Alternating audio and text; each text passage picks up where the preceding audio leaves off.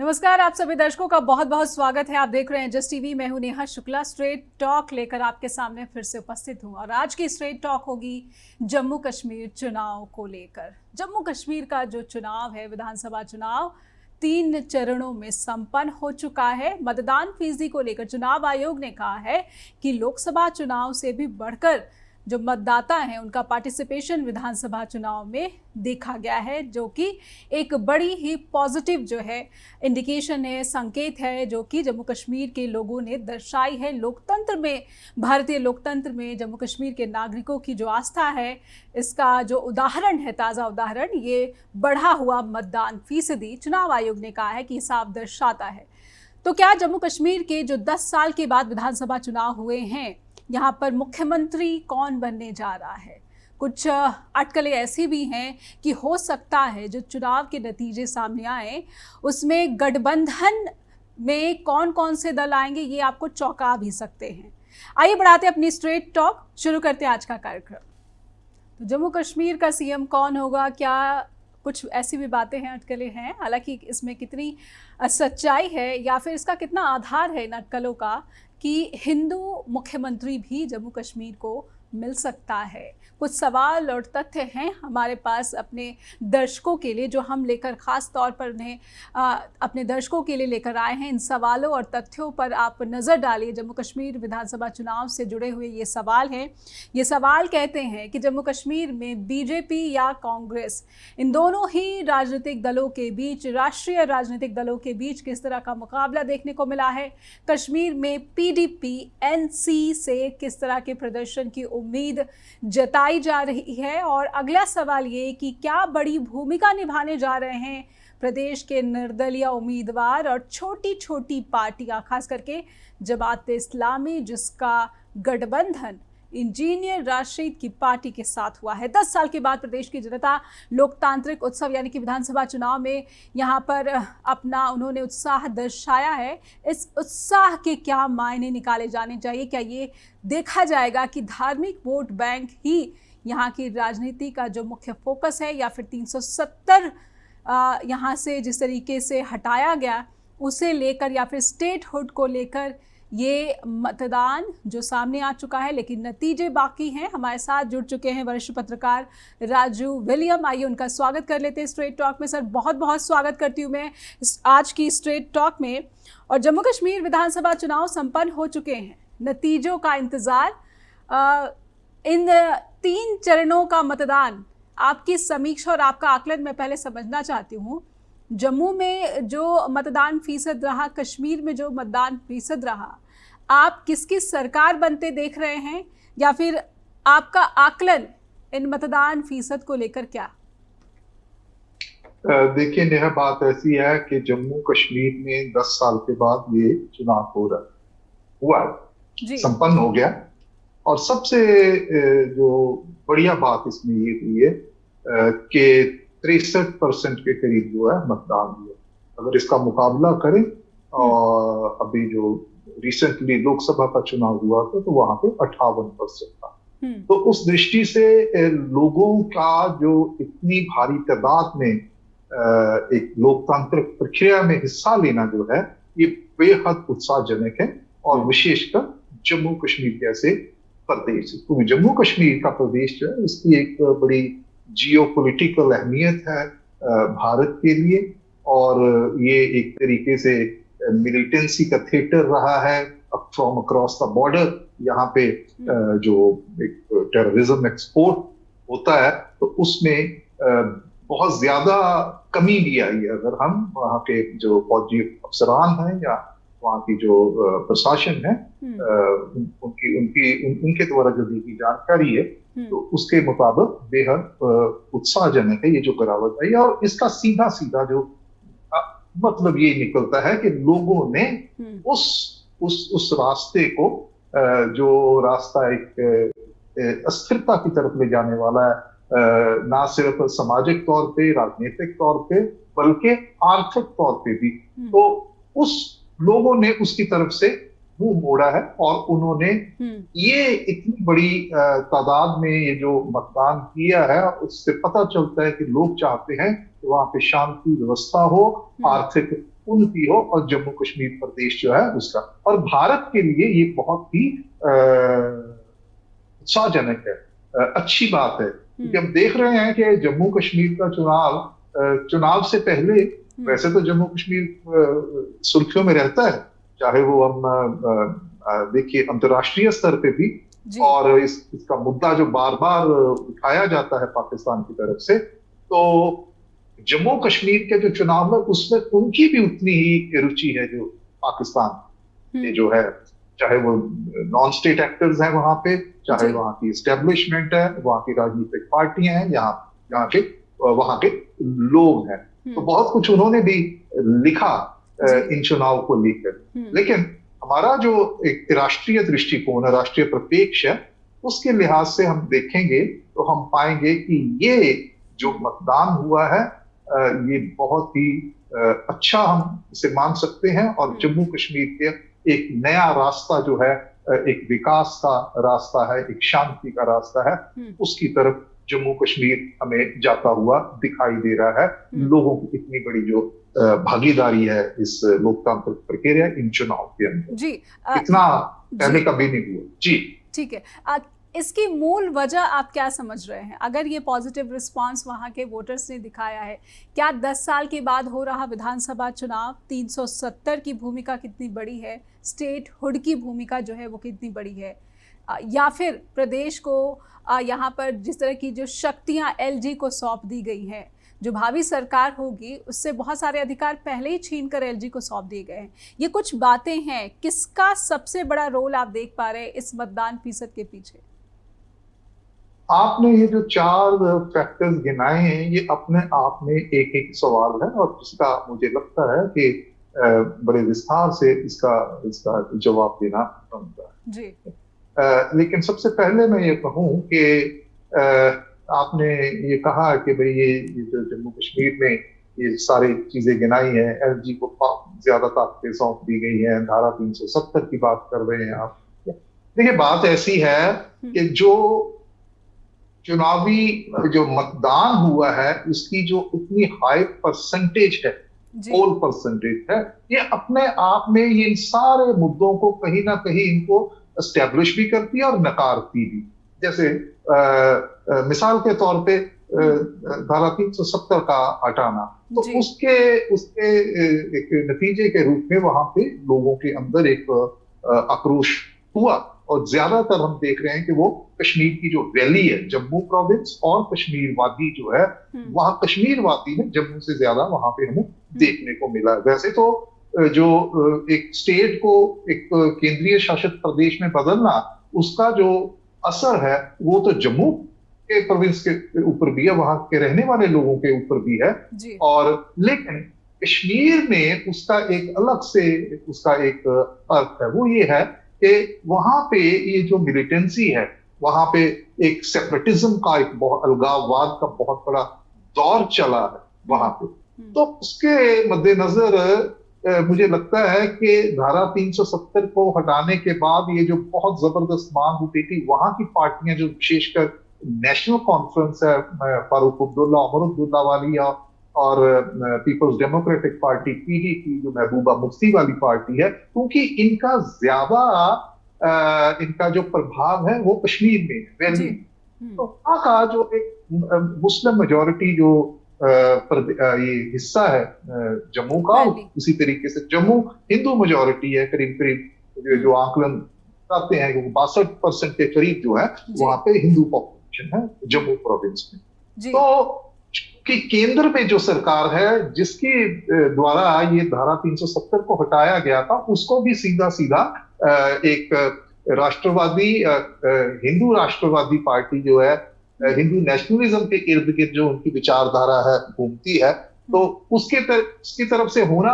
तो उसको एक धार्मिक और एक धार्मिक कम्युनिटी के खिलाफ भी उसको कैश करने की जो वहां की राजनीतिक पार्टी है उन्होंने कोशिश की। और दूसरे जो वर्ग है जिसमें आपने जैसे जमायत इस्लामी का नाम लिया है, और वो जिसके ऊपर बैन लगा हुआ है, और उन्होंने भी मजे की बात यह है कि बावजूद इसके कि उनको लगा कि ये धारा 370 है, कश्मीर के खिलाफ है, तो उसके बावजूद भी ये जमाते इस्लामी जो है, क्योंकि वो इलेक्शन में हिस्सा नहीं ले सकते, लेकिन उनसे जुड़े हुए लोग, जो उनके कारकुन, उनके नेता जो है, वो इंडिपेंडेंट, जो निर्दलीय उम्मीदवारों के रूप में वो भी चुनाव लड़ रहे हैं। उनको भी ऐसा लगता है इस अलायंस को चुनाव के जरिए ही हम जी ये जमाते इस्लामी का जो अलायंस है इंजीनियर राशिद की पार्टी के साथ, इस अलायंस को भी मैं आपसे थोड़ा सा विस्तार से समझने की कोशिश करूंगी कि जम्मू कश्मीर का जो विधानसभा चुनाव है,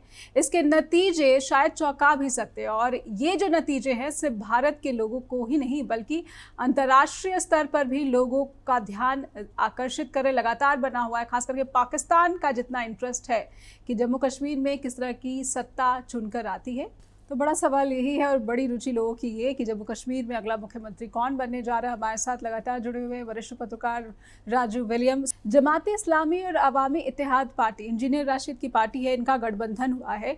इस गठबंधन को आप कैसे देख पा रहे हैं? देखिए नेहा जी, एज सच कोई गठबंधन नहीं। जब से राशिद इंजीनियर जमानत के ऊपर बाहर आए हैं, उनको चुनावी जो प्रक्रिया में हिस्सा देने की इजाजत दी गई है, तो उन्होंने बड़ा बड़ा क्लियर सा अपना स्टैंड किया है। वो कहीं पे भी ये जो अलगाववादी सोच है इसके साथ खड़े हुए नजर नहीं आते।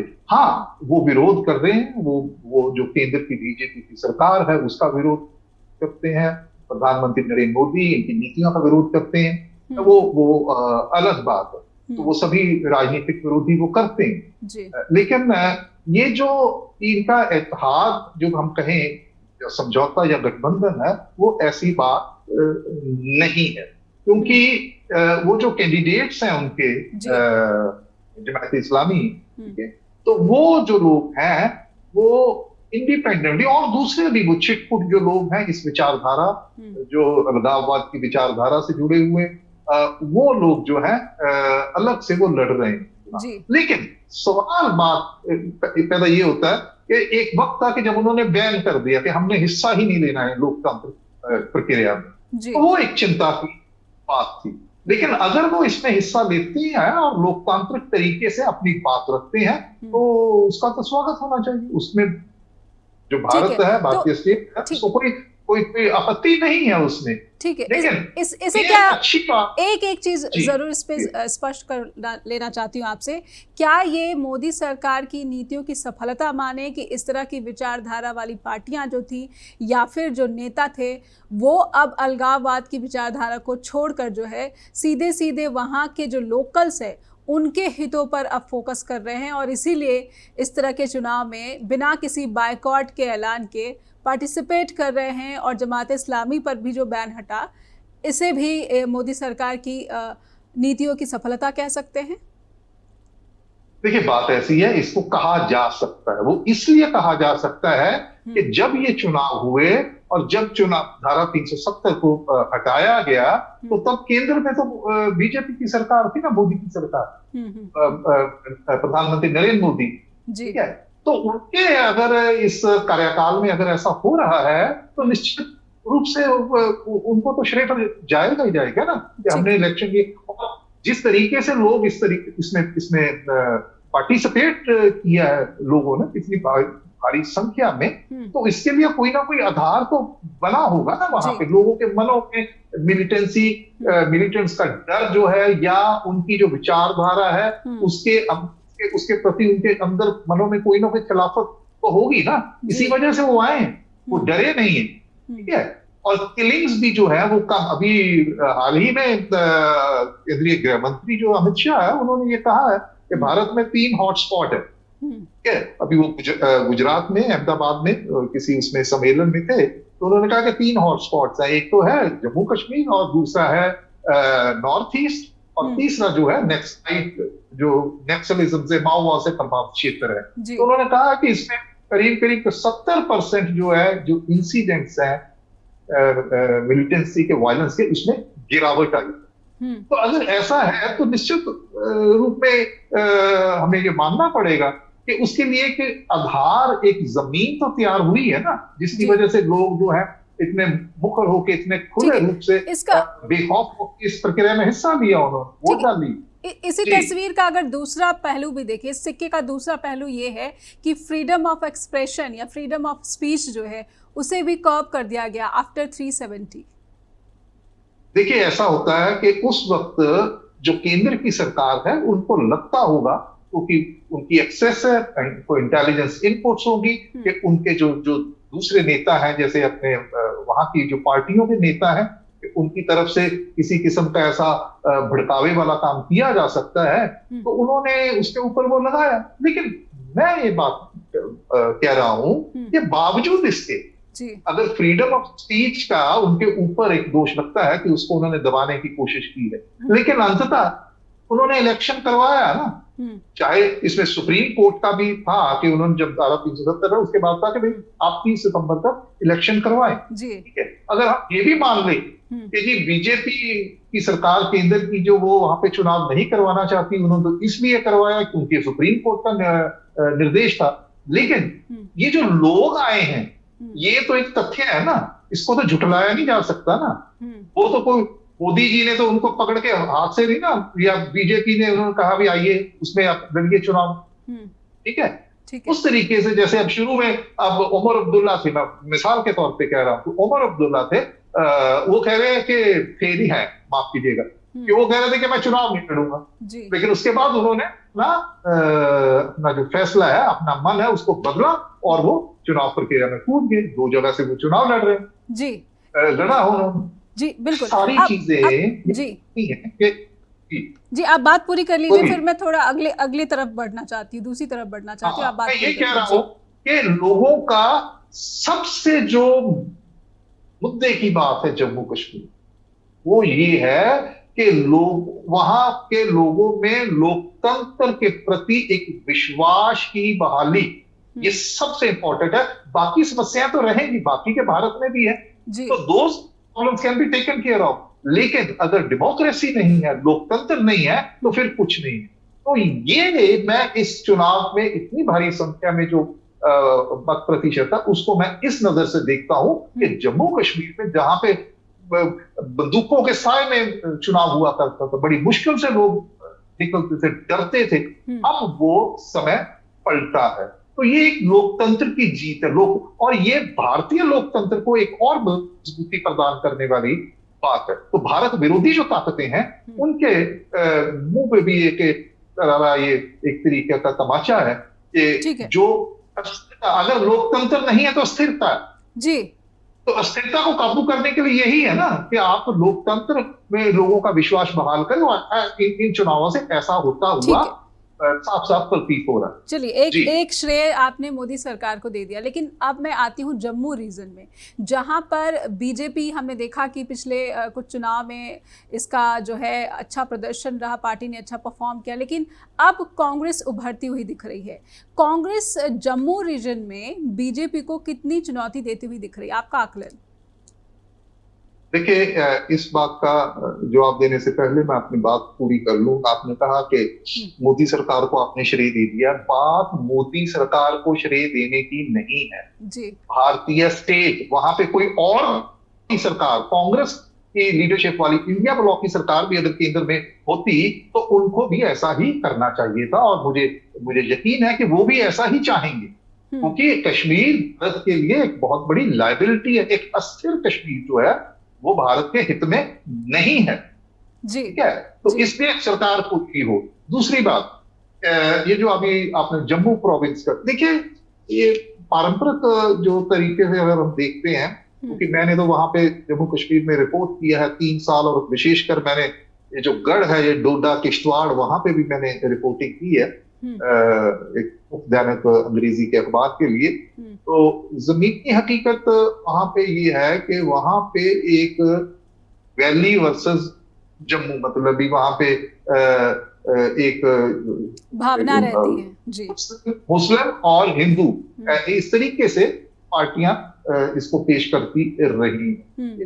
और अब देखिए कि जम्मू में, जैसे मैंने पहले कहा है कि मेजॉरिटी पॉपुलेशन हिंदू, पॉपुलेशन है। जी।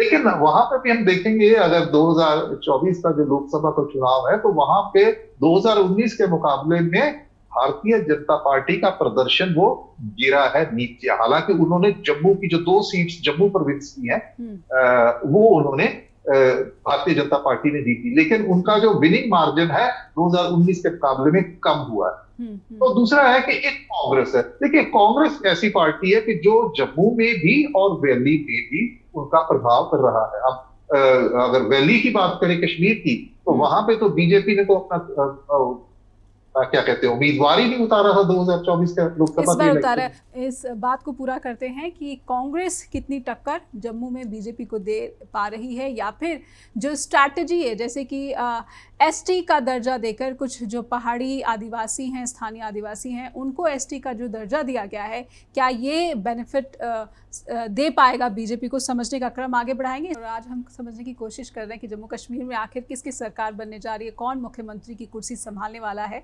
हमारे साथ वरिष्ठ पत्रकार राजू विलियम लगातार जुड़े हुए हैं और उनकी मदद से हम अपने दर्शकों तक पहुंचाने की कोशिश कर रहे हैं कि सियासी रणनीति या फिर सियासी जो समीकरण है प्रदेश में कैसा दिख रहा है, खास करके मतदान संपन्न हो जाने के बाद से। Raju sir, please continue. Jammu में हम बात कर रहे थे कि कांग्रेस कितनी बड़ी टक्कर। मैं जम्मू की बात कर रहा था कि वहां पे देखिए, बीजेपी की जो रणनीति है वो यही है कि अभी ये जो परिसीमन हुआ, डिलिमिटेशन हुआ है, तो उसमें भी हमने देखा है कि जम्मू प्रोविंस की जो विधानसभा की सीटें हैं वो बड़ी हैं 2014 के मुकाबले में। जी। और हाँ, तो ठीक है, तो उससे क्या है कि बीजेपी की स्ट्रेटजी ये है कि भाई जम्मू कश्मीर जो है, सॉरी जम्मू प्रोविंस है, वहां पे हमें ज्यादा से ज्यादा हम सीटें वहां पे जीते और एक सिंगल लार्जेस्ट पार्टी के तौर पे उभरे।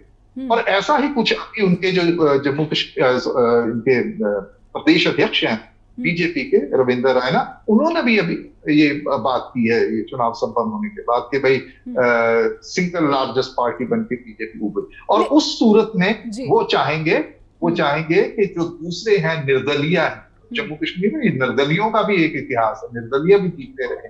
निर्दलीय है या पीडीपी के कुछ है लोग, ठीक है, कहने को तो कुछ मर्जी बोले चुनाव से पहले सारी पार्टियां, लेकिन जब पोस्ट पोल एक सिनेरियो बनता है तो उसमें बहुत बार हमने देखा है कि जो पहले कहते थे कि हम इनके साथ नहीं जाएंगे और बाद में चले जाते, ठीक है। तो इसलिए आप रूल आउट नहीं। बीजेपी का ये है कि भाई हम वहां पे स्ट्रांग हो, इतने ज्यादा स्ट्रांग हो, सिंगल लार्जेस्ट पार्टी बने, और उसके चलते हम दूसरी पार्टियां जो है, जो छोटे इंडिपेंडेंट से जो छोटी पार्टियां, उन अगर वो जीतती हैं 1-2 सीट्स, 3 सीट्स के लेके, जितनी भी होती हैं, तो उनको लेके मिलकर एक सरकार बनाए। तो वहां पे ऐसा भी बातें हो रही हैं क्या बीजेपी एनसी के साथ मिलकर भी सरकार बना सकती है। हालांकि एनसी और कांग्रेस का तो गठबंधन है और इंडिया ब्लॉक का हिस्सा है, तो आप कुछ भी रूल आउट नेहा नहीं कर सकते, क्योंकि एनसी भी कभी एनडीए का हिस्सा रही जी। लेकिन उमर अब्दुल्ला की अगर स्टेटमेंट को हम देखें, उन्होंने कहा कि ये संभव ही नहीं है, ऐसी बात हो ही नहीं सकती। हालांकि उमर अब्दुल्ला की एक और स्टेटमेंट आपने कहा था कि वो चुनाव नहीं लड़ना चाहते थे, लेकिन अब वो चुनाव लड़े। वो गठबंधन से इनकार कर रहे थे, लेकिन वो गठबंधन में भी आ गए।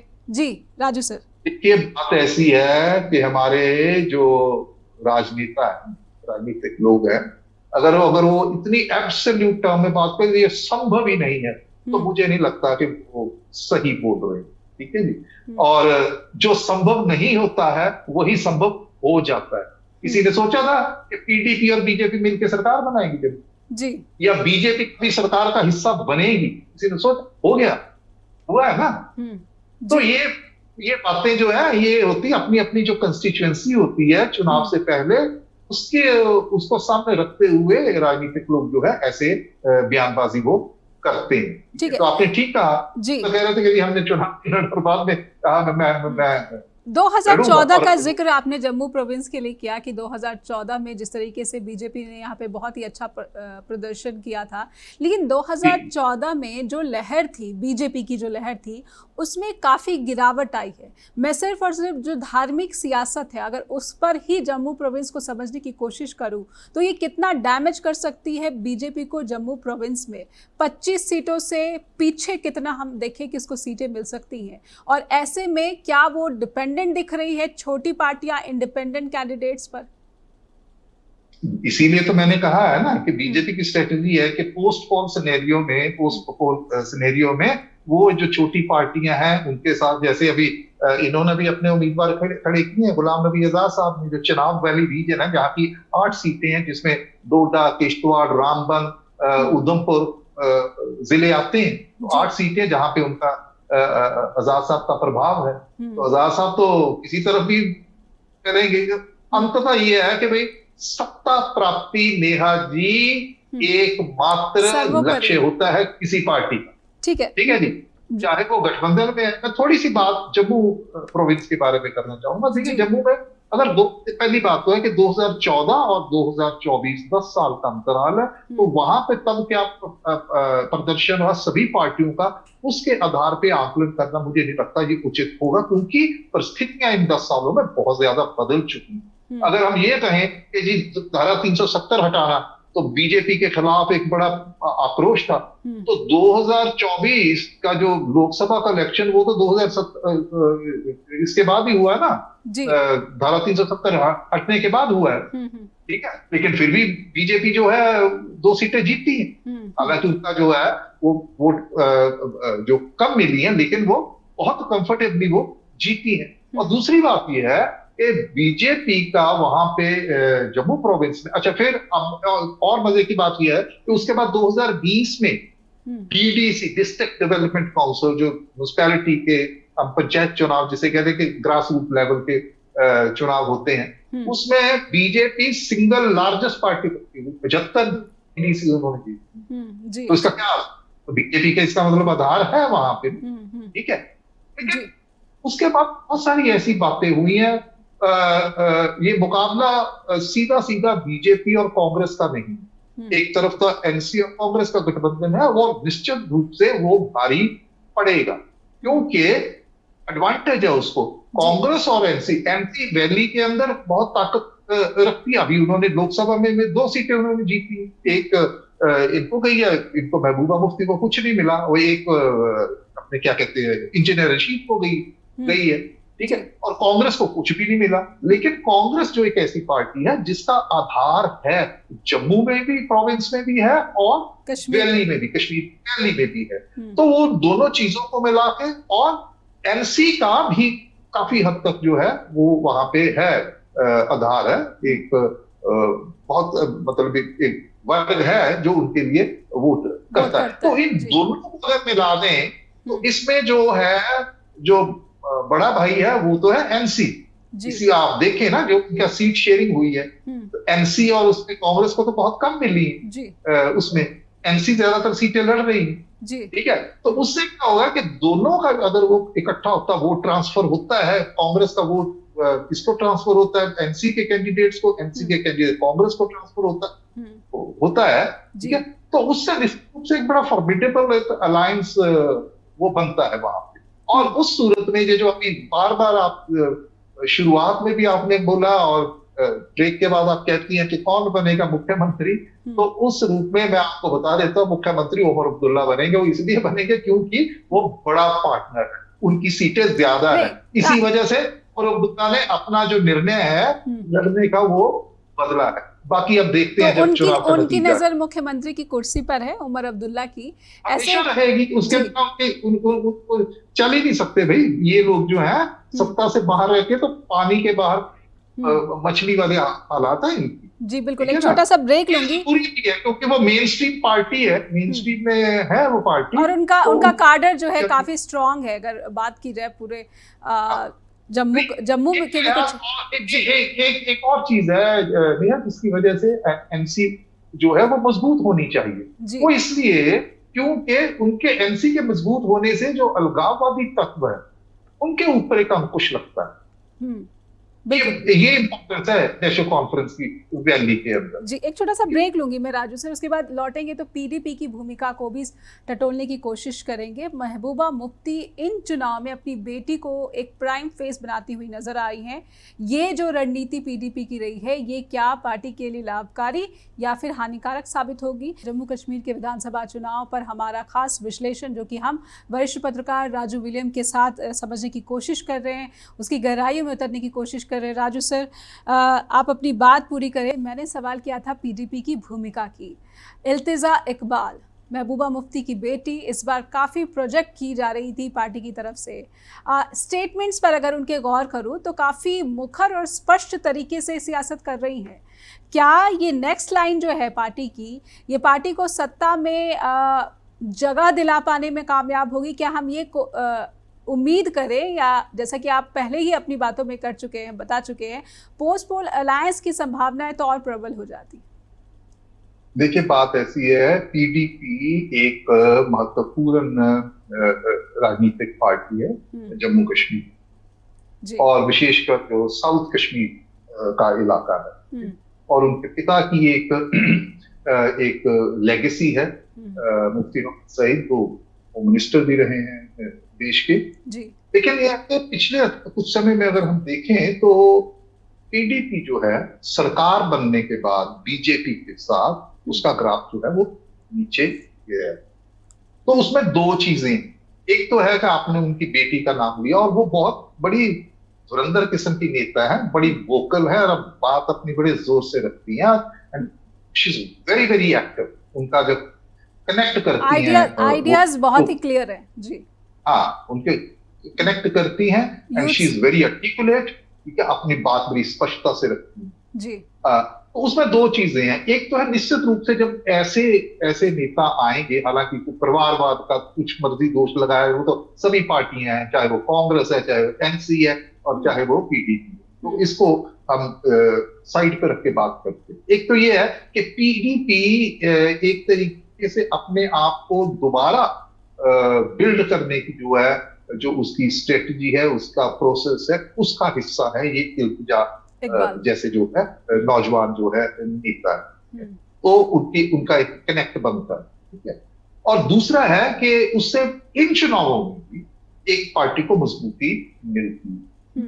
लेकिन हम देखा है कि ये कुछ व्यक्ति हैं जिनके इर्द गिर्द ये घूमती है सियासत, विशेषकर वैली की, कश्मीर वैली की, चाहे वो पहले मुफ्ती मोहम्मद सईद थे, उसके बाद महबूबा थी, इसके उनके कद का, उनके बराबर का कोई और नेता है जी। और उसी तरीके से फारूक अब्दुल्ला से बैटन जो है वो उमर अब्दुल्ला को मिला, और बाकी का जो नेता है, लीडरशिप है, या वो कहीं भी उनके नजदीक भी इतना ज्यादा फर्क है वहां पे। तो निश्चित तौर पे ये अपेक्षा रहेगी कि वो कुछ ऐसा करे, पर मुझे लगता है कि वो अभी बहुत थोड़ा समय हुआ उनको आए, तो कुछ ज्यादा करिश्मा ऐसा नहीं दिखा पाएगी। वो पीडी अपनी सीट जीत सकते, क्योंकि उनकी ये परिवारक पुश्तैनी सीट है जहां से वो लड़ रही है।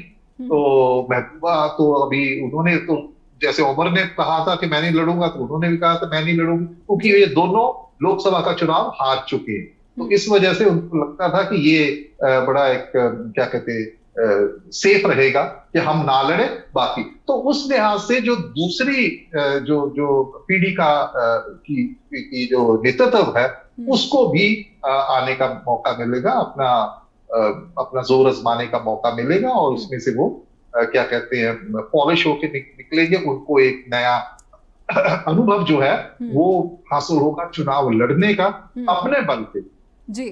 तो मैं अगर हम बात करें कि पीडीपी बहुत ज्यादा सीटें आएंगी, दूसरा ऐसा मुझे नहीं लगता है। एनसी के मुकाबले पीडीपी बहुत कमजोर अभी उसकी जो है जिस जहां से वो गुजर रही है, इस प्रोसेस से वो कमजोर है, उसको समय लगेगा। तो ये तो है पीडी की बात जी।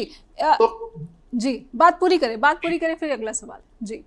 नहीं, आप बोले, क्योंकि मैं बात करने लगा था वो मिलिटेंसी का फैक्टर जो उसके ऊपर, तो आप बात करें, क्योंकि वो पीडीपी वाले से बिल्कुल डिफरेंट है, भिन्न है। आप वो बात सवाल जो नया था आपका। बिल्कुल। मैं एक बात समझना चाह रही थी कि जो कुछ पहाड़ी आदिवासी जो हैं उनको शेड्यूल ट्राइब का दर्जा देकर बीजेपी ने उन इलाकों में अपनी पैठ बढ़ाने की कोशिश की, या फिर पीर पंजाल के कुछ इलाकों में जो मुस्लिम उम्मीदवार भी खड़े किए। बीजेपी की इस सियासत को कैसे देख पा रहे हैं आप, और क्या कश्मीर में या फिर जम्मू के उस रीजन में बीजेपी को इसका फायदा? देखिए ऐसा है, कश्मीर में बीजेपी के लिए दिल्ली बहुत दूर है क्या उसके, लेकिन बीजेपी के बारे में यह है कि वो बड़ा भरसक कोशिशें करती है, वो मतलब ही लगातार संघर्ष में रहती है अपनी पार्टी का आधार जो बनाने में। ठीक है। दूसरा यह जैसे राम माधव की जिस तरीके से वापसी हुई बीजेपी के खेमे में, कहीं ना कहीं उनके जो है एक्सपीरियंस का बहुत बड़ा लाभ उठाने की कोशिश बीजेपी करती दिख रही है। मुसलमान उम्मीदवार बनाए और जो पहाड़ी आदिवासी है उनको शेड्यूल ट्राइब का दर्जा दिया। ये दोनों फैक्टर आपको क्या बताते हैं? बात ऐसी है राम माधव को जब जम्मू कश्मीर का चुनाव हो गया था, बिगल बच चुका था, उसके बाद भेजा गया, उससे पहले एकदम से। लेकिन जो पहले पीडीपी और इसका गठबंधन हुआ था बीजेपी का, जिसकी बदौलत जो है बीजेपी सत्ता में आई, हाँ ठीक है जी, तो उसका जो जिसे कहते हैं आर्किटेक्ट, ठीक है, रणनीति का, वो राम माधव जी, ठीक है। अब राम माधव कितनी प्रभावकारी होती है इनकी रणनीति, ठीक है, लेकिन जब पहले बनी थी पीडीपी के साथ तब परिस्थितियां भिन्न थी, अब परिस्थितियां भिन्न। दूसरा आपने बात कहा कि मुस्लिम उम्मीदवारों को था, देखिए ये सभी पार्टियां करती हैं और बीजेपी इसमें, अभी हरियाणा में भी ऐसा ही हो रहा है। बीजेपी का जो पोल मैनेजमेंट है वो दूसरी पार्टियों से ज्यादा मजबूत इन चीजों को देखती है, और इंडिपेंडेंट्स जो है दूसरे, उनको सभी पार्टियां एक तरीके से प्रयोजित करती है, हल्लाशेरी देती हैं। वो होता है कि कौन सी एरिया में कौन सी सीट के ऊपर उनको लगता है कि हमारे चांसेस, तो एक डिवीजन ऑफ वोट जो है वो क्रिएट करने के लिए ऐसे हथकंडे जो है वो अपनाए जाते हैं। और जहां तक आपने बात की है कि वो उसकी, देखिए जब यूटी बनी थी तो इन्होंने लद्दाख जो है हिल डेवलपमेंट काउंसिल जो है वो अलग कर दिया था, पार्ट ऑफ जम्मू और कश्मीर अलग है, तो वहां पे भी उनके वो काउंसलर भी जीते हैं बीजेपी के। तो निश्चित तौर पे जो केंद्र की नीतियां हैं उनका जो लाभ है वो, अब ये जो जम्मू कश्मीर के लोग हैं, केंद्र की नीति तो उनकी ऐसा नहीं है कि जम्मू कश्मीर पे वो नीति लागू नहीं है, ठीक है, वो सारी नीतियां जो जो जो लोक कल्याण वाली नीतियां हैं वो वहां पे भी लागू है, और उसके उसके उसके बदौलत जो उनका, अब अलग बात है कि उसको कितना जबरदस्त तरीके से प्रचार किया जाता है। दूर दराज, अब वो जम्मू कश्मीर का टेरेन ही ऐसा है, ठीक है, छोटे छोटे जगह है, कहीं पे तो एक एक घर है, वहां तक जाना, वो लोगों तक ये पहुंचाना कि ये जो नीति आपके लिए, ये प्रधानमंत्री नरेंद्र मोदी, बीजेपी की सरकार, उनकी बदौलत, ठीक है, तो इसमें कुछ गलत भी नहीं है, सभी पार्टियां करती हैं जी, तो उसका निश्चित तौर पे कुछ लाभ तो मिलेगा ही उनको ना, अभी नहीं 2024 में, नहीं तो 2038 में मिल सकता है उनको, ठीक है। लेकिन बीजेपी हमेशा मुझे लगता है ये प्रयासरत रहती है, वो कभी मैदान, बीजेपी के बारे में तो मशहूर है ना कि एक शराब खत्म हुआ तो वो दूसरे की तैयारी में जुट जाती है, ठीक है। ठीक है, तो आपने इस कार्यक्रम में एक भविष्यवाणी कर दी कि मुख्यमंत्री तो उमर अब्दुल्ला बनने जा रहे हैं, तो मुख्यमंत्री अगर उमर अब्दुल्ला बनने जा रहे हैं तो कांग्रेस का रोल आप कैसे देख पा रहे हो, और विपक्ष में बैठी बीजेपी, क्या हम वही दृश्य देखेंगे जो दिल्ली में हम देखते आए हैं, आम आदमी पार्टी की सरकार, एलजी और उनके बीच खींचतान, और जम्मू कश्मीर जैसा एक ऐसा राज्य जिसकी सीमा लगती है हमारे दुश्मन देश पाकिस्तान से?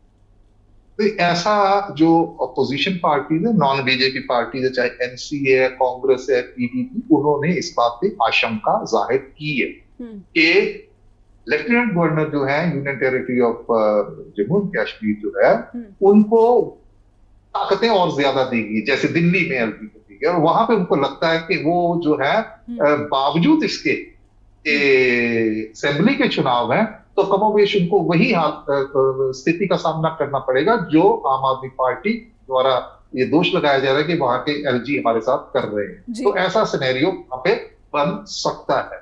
क्या वो स्थिति वो इसलिए क्योंकि एक तो है यूनियन टेरिटरी है, तो लेफ्टिनेंट गवर्नर, दूसरा है कि बीजेपी का जो केंद्र है, जो दिल्ली में बैठी हुई बीजेपी के द्वारा के नेतृत्व वाली जो केंद्र सरकार है, उसका कंट्रोल जो है उनके हाथ में रहता है अगर वो एलजी को वापस देती है। तो एक नई किस्म की एक राजनीतिक जिसे कहते हैं कि कंट्रोवर्सी जो है वो पैदा हो सकती है इस चुनाव के बाद में, चाहे कांग्रेस और एनसी की जो है गठबंधन की सरकार बन जाए। और इसके बारे में उमर अब्दुल्ला भी बोल चुके, बल्कि वो तो यही कह रहे हैं कि मैंने तो चुनाव लड़ने का अपना निर्णय इसलिए बदला है कि भाई लोग तो हमें कहेंगे कि भाई अगर आपने चुनाव में हिस्सा नहीं लिया है तो आप फिर किस मुंह के साथ हम लोगों को भी आप हमें वोट डालो बिल्कुल इस चुनाव जी। ठीक है, वो कह रहे हैं कि असेंबली का रिस्टोर होना, स्टेट हुड का रिस्टोर होने के लिए चाहे यूनियन टेरिटरी है उसके भी एक राजनीतिक लड़ाई लड़ेंगे। और ये बात राहुल गांधी भी बोल चुके हैं वहां पे जी, इन अपनी चुनाव रैलियों में बोल चुके हैं कि हम सबसे पहले काम ये करेंगे कि हम जो स्टेट हुड है वो वापस करेंगे। 1970 के नहीं, स्टेट हुड हम वापस करेंगे। ये सभी जम्मू और कश्मीर दोनों ही आके इस मुद्दे पे आके बीजेपी और बाकी की राजनीतिक पार्टियां हैं वो अलग दिखाई देती, बाकी सब एक तरफ, बीजेपी एक तरफ जी। बहुत देखते हैं आपके नतीजा क्या होता है। बिल्कुल बिल्कुल 8 तारीख के बाद ये स्पष्ट हो जाएगा कि किसकी सरकार बन रही है, कौन मुख्यमंत्री होगा। बहुत बहुत धन्यवाद करना चाहूंगी राजू सर, आपने समय दिया स्ट्रेट टॉक के साथ जुड़े। दर्शकों से अनुरोध करूंगी कि आपसे लगातार फीडबैक की अपेक्षा रहती है, इसलिए आप हमें लिखिए info@justbroadcasting.com या फिर neha@justbroadcasting.com पर भी लगातार देखते रहिए आप जस्ट टीवी। नमस्कार।